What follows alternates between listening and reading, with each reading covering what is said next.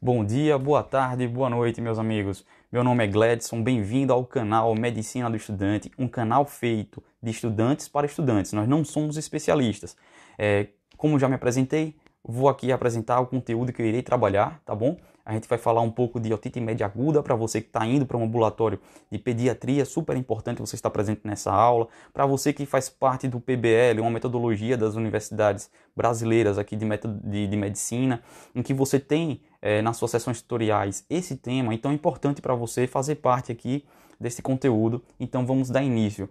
Como é que eu dividi essa aula de hoje? Essa aula foi dividida em duas partes. A gente vai primeiro falar sobre a orelha média, vamos visualizar as estruturas que contém na orelha média, e no segundo momento da aula vamos somente falar dessa doença principal da orelha média, que é a otite média aguda. Tá bom, pessoal? Vamos dar início. E aí, vem cá, vocês já começam me perguntando isso, né? Gledson, dá para falar de otite média aguda sem saber anatomia? O Will aqui está indagando. O que é que vocês vão pensar? Não, pessoal. Anatomia é sua amiga. Para você entender bem a fisiopatologia desta afecção, você precisa entender muito bem a anatomia. Fica de modo muito mais fácil para a gente trabalhar depois. Vem só, vamos olhar comigo aqui. A gente está olhando toda a orelha, tá bom? Orelha externa, orelha média e orelha interna. E aí, como eu falei, o foco de hoje é orelha média, certo, pessoal? Então vamos lá. Quem é que forma a orelha média? Vão ser basicamente essas três estruturas aqui: a cavidade timpânica, a tuba auditiva e o complexo mastoídeo, certo? Então vamos aqui olhar e dar nome às coisas para a gente entender melhor, certo? Então primeiro, o que é que eu vou chamar de cavidade timpânica? É tudo que tiver depois, certo? Logo depois da membrana timpânica, que inclusive vai ser quem vai separar a orelha média e a orelha externa, tá bom? Então, o que é que contém nessa cavidade timpânica? Aqueles famosos ossículos, são eles já da visão antero-posterior, tá bom, pessoal? Martelo, bigorna e estribo. Eles são conectados entre si, certo?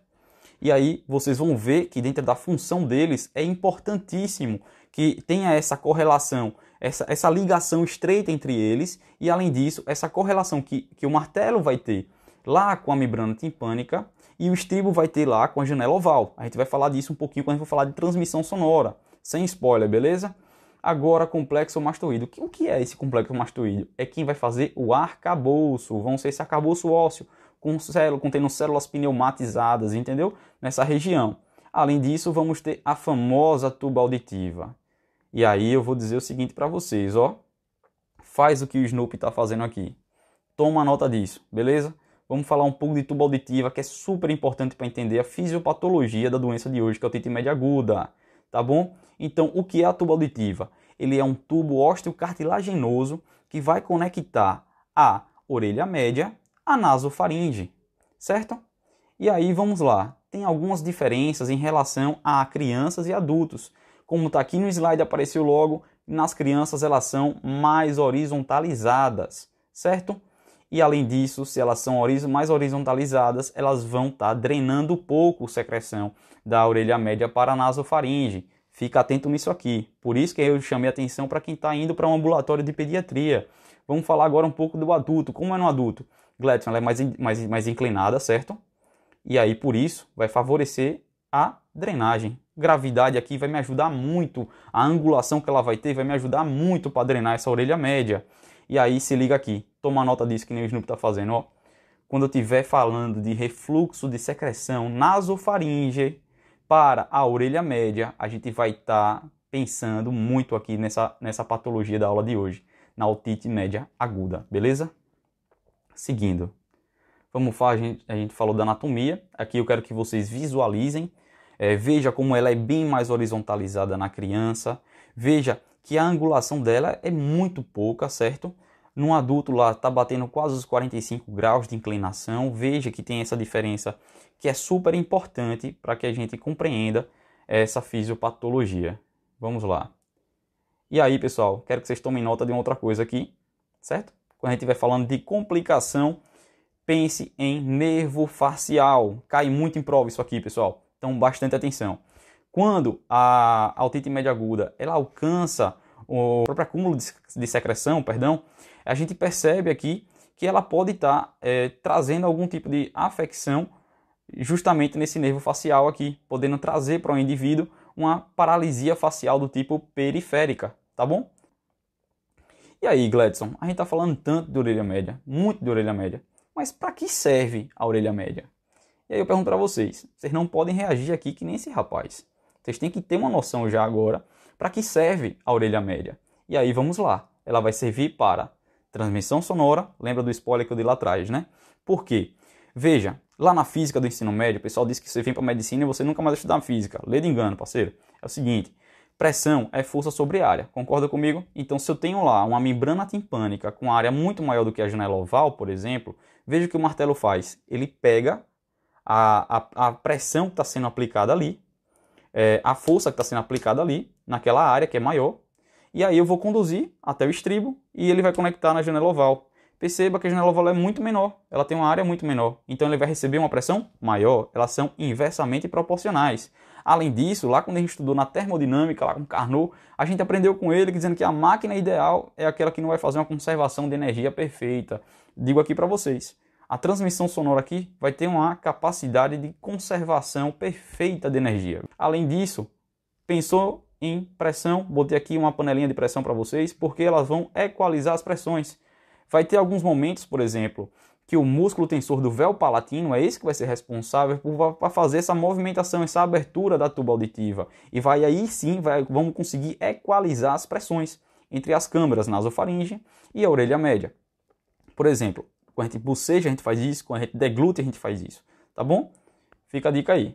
Além disso, essa mangueirinha aí, você vai pensar em quê? Em dreno, pessoal. Dreno mesmo. Se não pensou, pensa agora.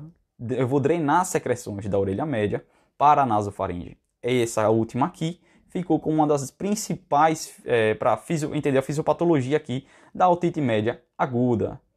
Pronto, pessoal. Agora a gente vai entrar na definição em si da patologia estudada de hoje.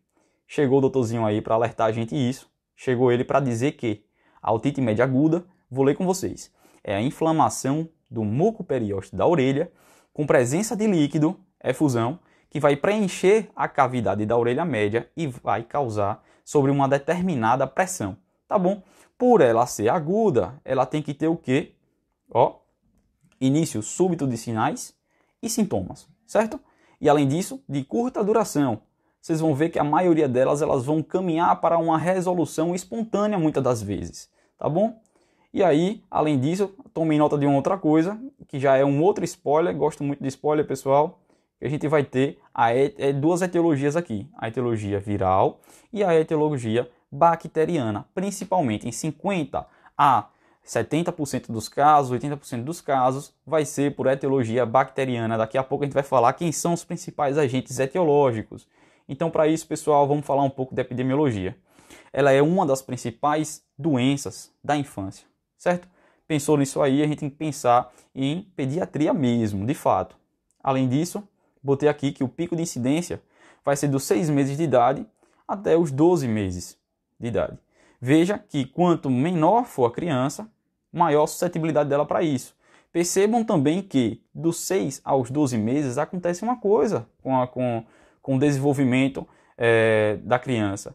Ela vai começar, por exemplo, a amamentação exclusiva era até os 6 meses. Idealmente até os 6 meses. A partir disso aí ela vai ser introduzida na alimentação, na rotina mais da casa, da família. Então, o seu sistema imunológico, ele ainda está muito recente, está muito imaturo, tá bom? Então vamos conversar um pouquinho sobre isso mais na frente também. Além disso, ela é uma incidência lá do Frozen, certo? Vai ser uma incidência mais alta nos períodos de inverno. Além disso, vai ser mais prevalente no sexo masculino do que no feminino e ela é uma doença tipicamente da população urbana, certo? Em relação à população rural. E além disso, vamos dividir aqui os fatores de risco. Eu botei aqui um parquezinho, certo? Uma árvore, um gramado, um sol, para você pensar em quê? Ambiente. Então vai ter fator de risco do tipo ambiental e vai ter fator de risco do tipo do hospedeiro. Botei aqui uma criança desenhada, tá bom? Vamos falar um pouco sobre do ambiental primeiro. No ambiental, pensou em ambiente, gente? A gente vai ter que estar falando em contato dessas crianças. Quando é que ela vai ter o maior número de contato com outras crianças? Vai ser em creches, berçários, quando a gente começar a introduzir elas nesses ambientes, nessas instituições. Por quê? Porque a otite média aguda ela é uma das principais complicações de um resfriado comum, certo? Então, ela é transmitida pelo ar, transmitida por contato, por gotículas entre as crianças ali. Então, facilmente, se uma criança estiver com essa afecção numa creche, no berçário, possivelmente ela vai estar passando para outras crianças também. Vamos lá falar de outro fator, tabagismo passivo. Gente, atenção aí os papais e as mamães que são fumantes, tabagistas. O tabagismo em si não vai prejudicar somente a você que é fumante, vai prejudicar também ao seu bebê, à sua criança. Por quê? Porque vai acabar fazendo uma alteração no epitélio que está revestindo a tuba auditiva, a orelha média, que vai trazer uma vulnerabilidade muito maior para essa criança vir desenvolver algumas infecções como essa daqui de hoje que a gente está trabalhando. Vamos falar também o uso de chupetas e mamadeiras. Olha, gente, a chupeta e a mamadeira não é muito aconselhado, ele é um fator de risco, tá? Para a otite média aguda. E aí, o principal, né, gente? IVAs. Eu falei aqui há pouco que a otite média aguda é uma das principais complicações, certo? Para o resfriado comum. Vamos falar um pouco do hospedeiro. Idade menor do que 6 meses vai ser o fator de risco maior, né, para desenvolver a otite média aguda devido à imaturidade desse sistema imunológico. Vamos falar também, deixa eu passar aqui o slide, a suscetibilidade genética, né? Então, quando eu tenho ligação genética para isso, do cromossomo 10q e 19q, também pode ter uma alteração nessa formação desse epitélio, deixando ele mais vulnerável para a recorrência e colonização de algumas bactérias. Além disso, fica claro quando a gente pensa lá na anatomia que as más formações craniofaciais aqui ajudam, porque se eu permanecer essa tuba auditiva mais horizontalizada, é lógico que a minha suscetibilidade de fazer um refluxo para a minha orelha média é muito maior, certo? E aí, para finalizar, temos algumas etnias aí, por exemplo, esquimós, aborígenes, mas eu quero que vocês tomem nota de duas coisas agora. A ausência da vacina antipneumocóxica e a anti-influenza. Veja como é importante a vacinação estar em dia das crianças, porque essas duas vacinas, elas contribuíram muito, vêm contribuindo bastante para a gente fazer uma inversão aí dessa epidemiologia sobre alguns fatores etiológicos e até trazer uma proteção muito maior para essas crianças. E outra coisa, eu quero que vocês tomem nota que aleitamento materno, ele é de proteção, certo? Não é um fator de risco, ele é fator de proteção, que vai até o 3º ano de idade. Só para você ter ideia, se a criança aumentar direitinho até o 3º mês, ela tem boa proteção até o 3º ano de idade contra um dos principais patógenos aí da otite média aguda. Vamos passar agora e vamos ter atenção aqui à fisiopatologia. Eu falei para vocês lá atrás que os principais agentes etiológicos são virais e bacterianos, mas preferencialmente, principalmente, vão ser as bactérias. Então a gente vai ter aqui três bactérias aqui que eu listei para vocês acontecer. Eu falei que geralmente vai surgir como complicação de uma IVAS, que é uma infecção do trato respiratório superior.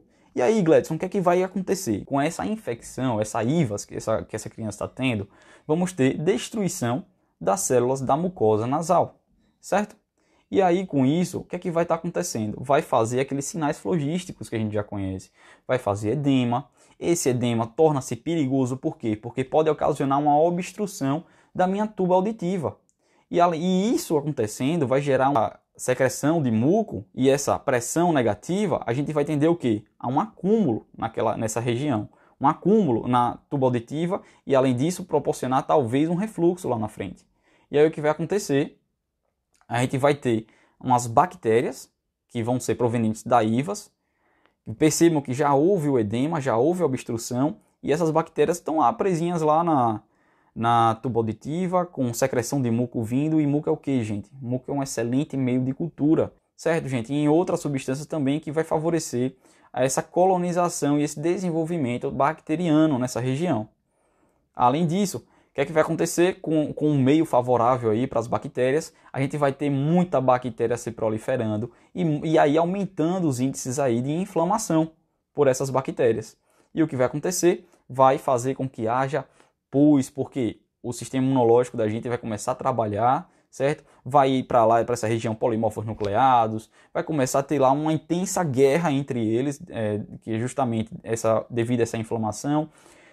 E aí vai ter um acúmulo de pus que vai promover um abaulamento da membrana timpânica. Aí nesse momento, quando tiver esse acúmulo de pus aí nessa região, vai começar a doer o ouvido, vai começar a promover a otalgia, e que é nessa hora que a gente tem que se espertar e agir, que é a melhor hora para tratar, porque senão vai acontecer isso aqui, ó, balãozinho vermelho, gente. Pode haver a perfuração da membrana timpânica. E aí, quando há perfuração da membrana timpânica, a criança vai deixar de sentir a otalgia, vai ter uma melhora repentina da otalgia e vai começar a ter a otorreia, certo? Você vai começar a visualizar mesmo, indo para o conduto externo, tá bom, pessoal? E aí, como é que a gente pensa no quadro clínico? Olha o doutorzinho aí do check-up. Falei para vocês, quando a gente entende a anatomia, quando a gente entende a fisiopatologia, o restante fica fácil. Vamos ter uma pessoa com otalgia, vamos ter uma criança com um choro excessivo. Criança, ela não tem um sistema de comunicação aqui como eu e você, certo? Bem, melhor desenvolvido. Então, ela vai apresentar o quê? Vai ficar irritadiça, com um choro excessivo, seu comportamento, como eu falei, vai ficar muito mudado. E aí, por exemplo, elas podem apresentar a alteração do comportamento de que tipo? Elas podem, além de ficarem chorosas, podem mudar o padrão do sono, podem querer não se alimentar, certo? Então, além disso, ficar atento para a febre também aqui, como ficou nesse balãozinho, e vamos falar aqui um pouco sobre os dados da otoscopia, que é um dos principais achados que a gente vai ter no exame físico, tá bom? O que é que a gente vai ter? Vamos encontrar uma membrana timpânica com características de inflamação. Vai estar como? Hiperemiada, podendo estar abaulada. Além disso, vamos ficar atento aí, um sinal de alerta se tem otorreia e se é bilateral, tá bom, pessoal? Outra coisinha que eu quero que vocês tomem nota é que esses sintomas eles vão estar variando conforme a idade da criança, tá bom? E aí, vamos lá falar um pouco aqui sobre o diagnóstico. Olha o doutorzinho aí, chegou para alertar a gente sobre o diagnóstico, para facilitar tudo. Ele vai dizer o seguinte: o diagnóstico é meramente clínico. Gledson, a gente consegue fazer isso com otoscopia? Consegue, meu velho, consegue sim. E como é que a gente vai ter uma atenção a essa otoscopia? Já puxei lá do quadro clínico. O que é que a gente vai encontrar? Ó, essa membrana timpânica ela vai estar alterada. Nós temos as características semiológicas da membrana timpânica. Entre elas vai ter a coloração, vai estar alterada. Ela vai alterar também a sua transparência também. Vai alterar também a sua conformação, a sua morfologia, ela podendo estar mais abaulada, com aumento de vascularização em torno dela, né? Então, na área ali em torno está aí mais hiperemiada, tá bom? E aí, atento aos sinais de gravidade. Quais são eles, sinais de gravidade? Ó, uma criança que está com otalgia, com febre maior do que 39 graus, sustentando isso por mais de 48 horas, certo? Uma suspeita do acometimento das câmaras posteriores, tá bom? Vamos falar agora sobre tratamento. Apareceu aí, ó, o Medicina do Estudante para lembrar isso pra gente. Está na hora de tratar. Vamos dividir como, Gledson, esse tratamento? De duas formas, de 6 meses a 2 anos e maiores que 2 anos, certo? Como é que a gente vai dividir isso? A gente vai pensar se tem otorreia e se é unilateral ou bilateral. Vai ser basicamente essa a nossa divisão, tanto para de 6 meses a 2 anos quanto acima de 2 anos. E aí, gente, se tiver otorreia, vamos tratar com antibiótico terapia, tá bom? Lembre que essa aula ainda é uma aula para um ciclo mais intermediário, ali no início do 3º ano de medicina, e como somos, né, do PBL no 5º período, por aí, a gente ainda não trata, não tem assim um antibiótico terapia bem detalhada, quando a gente está estudando esse assunto, pelo menos, tá bom? Isso fica para critério do lado do ambulatório. E aí, o que eu quero que vocês entendam é isso. Teve otorreia, antibiótico terapia. Se for bilateral e sem otorreia, aí eu posso fazer antibioterapia também. Bilateral, pensa aí, poxa, os 2 ouvidos estão doendo, mesmo não tendo otorreia, uma criança aí muito nova, né, de 6 meses a 2 anos, antibioterapia. Agora, se for unilateral e sem otorreia, eu posso fazer antibioterapia, mas eu também posso fazer uma observação. Já eu explico como é que funciona essa observação. Agora vamos para cima de 2 anos. Mesma coisa. Gledson, tem otorreia? Gledson, é bilateral? Mesma coisa. Se tiver otorreia, a gente já discutiu antibioterapia. Agora, olha o que é diferente aqui. Se a otite média ela for bilateral e sem otorreia, ela vai ser igual à otite média ao tratamento de unilateral sem otorreia. Vamos priorizar uma observação aqui. E essa observação não é simplesmente assim, ó, vai para casa, tá tudo certo, mãe, boa sorte aí. Não, não é fazer isso. A nossa observação, gente, vai se pautar nisso aqui, ó. Tá em itálico aí, em negrito na caixinha azul para vocês entenderem. Na observação, a gente vai ter que reavaliar essa criança por 48 horas. Se ela piorar ou não apresentar melhora, o que é que a gente vai fazer? Antibioterapia. Do mesmo jeito. Pessoal, a aula de hoje foi isso. Espero que vocês tenham gostado. Acompanhem o canal, se inscrevam aqui, deixem os comentários como a gente pode melhorar, trazer melhores conteúdos para vocês. Sinaliza a gente de qualquer forma. Meu nome é Gledson Júnior, um forte abraço para vocês. Aqui tá minhas referências. Valeu, pessoal. Brigadão, viu?